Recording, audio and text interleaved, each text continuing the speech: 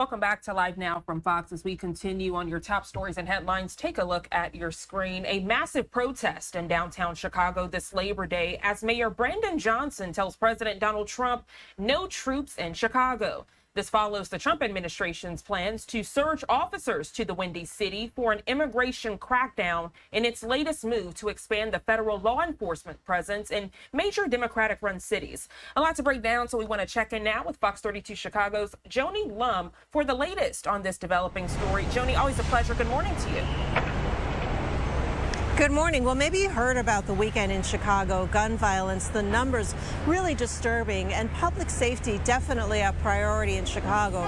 But thousands of Chicagoans have made it clear they are against having the National Guard on patrol here.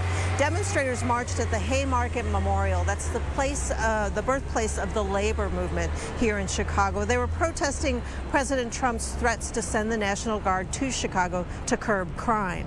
The Labor Day weekend was marked with gun violence. 8 people killed, more than 50 shot in Chicago. That includes 2 mass shootings. That's when there are 4 or more victims.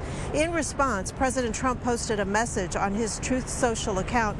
It was, quote, "He better straighten it out fast or we're coming."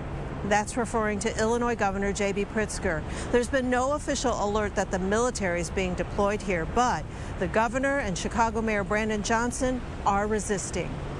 If Trump and the federal government is actually serious about driving violence down in the city of Chicago, why would he withhold over $800 million for violence prevention?